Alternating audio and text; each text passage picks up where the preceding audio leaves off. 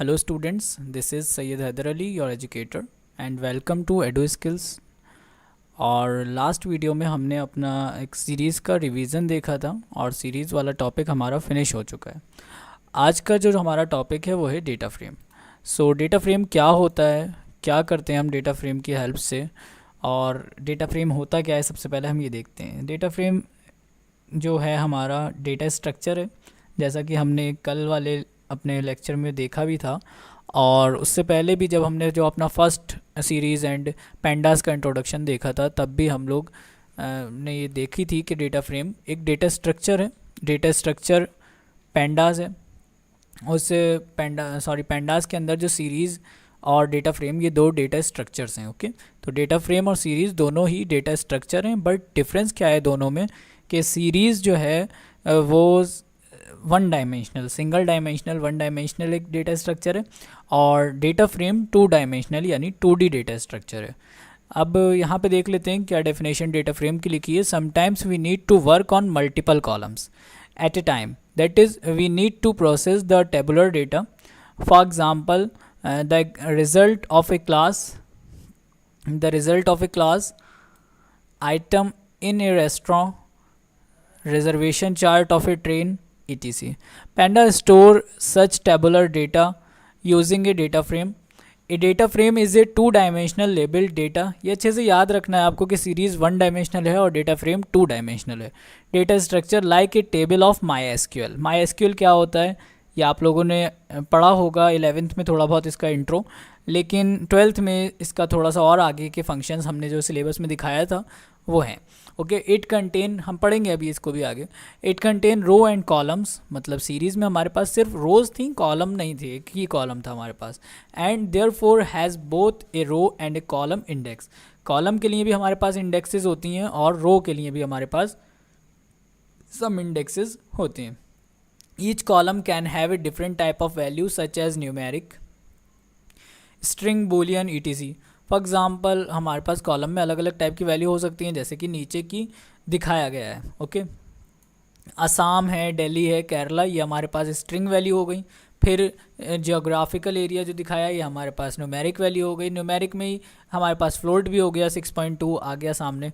Okay, अब हम बात करते हैं कि how can we create a data frame, कि किसी भी डेटा फ्रेम को कैसे क्रिएट करना है। There are a number of ways to create a data frame. जिस तरीके से सीरीज़ को क्रिएट करने के मल्टीपल वेज थे हमारे पास, उसी तरीके से सेम एज डेटा फ्रेम को क्रिएट करने के भी हमारे पास मल्टीपल वेज हैं। ओके, जिसमें सबसे पहला यहाँ पर दिया हुआ है creation of an empty data frame. An empty data frame can be created as follows. कैसे क्रिएट होता है एक empty data frame? See this, कि इम्पोर्ट करना है हमें सबसे पहले पेंडास को, और उसको एक अलाइज दे दिया है यहाँ पे PD, और डी फ्रेम EMT, मतलब डेटा फ्रेम एम्प्टी नाम से एक वेरिएबल बनाया, जिसमें क्या किया है हमने डेटा फ्रेम को असाइन कराया। Okay, PD dot data frame.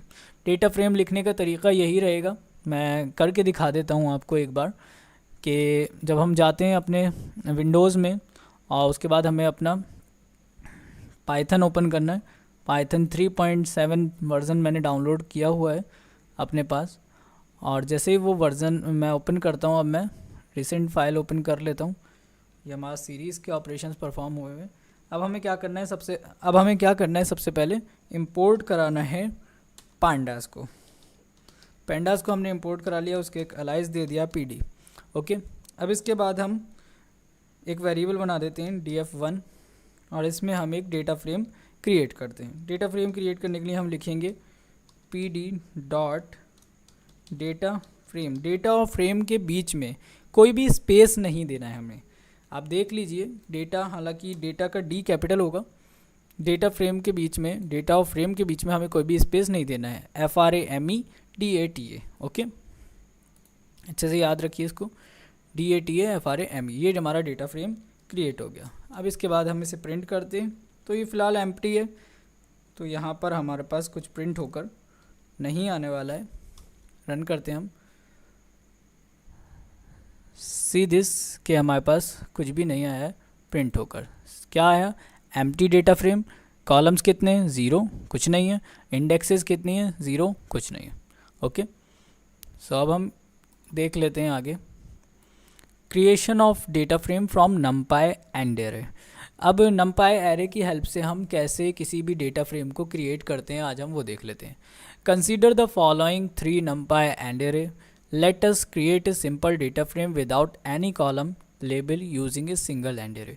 अब हमें सिंपली एक AND array हमने यूज़ करा और उसमें हमने एक डेटा फ्रेम को क्रिएट करा है। ओके, एक एरे बना लेते हैं, उसी प्रोग्राम में हम इस तरीके से यहीं से उठा लेते हैं, कॉपी कर लेते हैं। एग्जाम्पल, ये हमने दोनों चीज़ें कॉपी कर ली, हमने 2 एरेज बना लिए अपने प्रोग्राम में। अब हम यहाँ पे एंटर प्रेस करते हैं और 2 एरेज हमने यहाँ पर क्रिएट कर लिए अपने प्रोग्राम में, उसमें से हम इसे मिटा देते हैं। ओके, ये हमारा एक एरे 1 आ गया और एक एरे 2 आ गया। एरे 1 और एरे 2 को या एरे 1 को हमने डेटा फ्रेम के अंदर से पास करा दिया, तो क्या होगा, एरे 1 को हमने डेटा फ्रेम के अंदर से पास करा दिया, तो क्या होगा, वो एरे 1 को प्रिंट करा देगा। ओके, कुछ मिस्टेक हुई है मेरे पास। ओके, मैंने नमपाई को असाइन नहीं करा। ओके वेट, मैं असाइन कर लेता हूँ। तो क्या किया है हमने कि यहाँ पे अभी हमने नमपाई को इंपोर्ट नहीं कराया है। ओके, तो सबसे पहले हम क्या करेंगे, यहाँ पर नमपाई को भी इंपोर्ट करा लेंगे, नमपाई एज np। तो अब हम नमपाई एरे को यूज़ कर सकते हैं क्योंकि हमने अपने प्रोग्राम में नमपाई को भी इंपोर्ट करा लिया है। ओके, सो अब देखते हैं, जैसे ही हम इस प्रोग्राम को रन करेंगे तो अब आप देखिए कि वो जो डेटा फ्रेम है वो हमारे डेटा फ्रेम के देखें, जब हम सीरीज़ को प्रिंट करते थे तो ऊपर जो कॉलम था हमारा, उसकी इंडेक्सिंग लिखी हुई नहीं आती थी, बट अब हमारे पास कॉलम की इंडेक्सिंग भी लिखी हुई आ रही है। तो इसका क्या मतलब है कि हमारे पास कॉलम्स भी मल्टीपल हो सकते हैं। ओके, अब हम बुक में देखते हैं आगे, यहाँ पर क्या किया है कि उसने एरे को प्रिंट कर लिया। We can create a data frame using more than 1 and array as shown in the following example. यहाँ पर उन्होंने क्या किया, 2 एरेज बनाए और एक डेटा फ्रेम में उसे असाइन करा लिया। तो क्या होगा कि वो दोनों एरेज प्रिंट होकर आएंगे। ओके, अब मैं इसी में ही करके दिखा देता हूँ क्योंकि मैंने यहाँ पर 2 एरेज प्रिंट कर रखे हैं बाय डिफ़ॉल्ट। ओके, 3 वैल्यूज़ हैं यहाँ पर। मैं क्या करूँगा, इसी में ही कॉमा लगाकर एरे 2 का नाम लिख देता हूँ।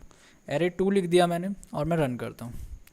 अब देखते हैं, देखिए अब हमारी वो जो फर्स्ट वाली थी वो इंडेक्स बन गई है और जो सेकंड वाला था वो हमारा एरे बन गया है। ओके, लेकिन जिस तरीके से यहाँ पे हमने करा है, ओके, हमें इस एरे को उस स्क्वायर ब्रैकेट के अंदर रखना पड़ेगा, जिसकी हेल्प से क्या हो कि इंडेक्सिंग अलग रहे और जो हमारा एरे है वो अलग रहे।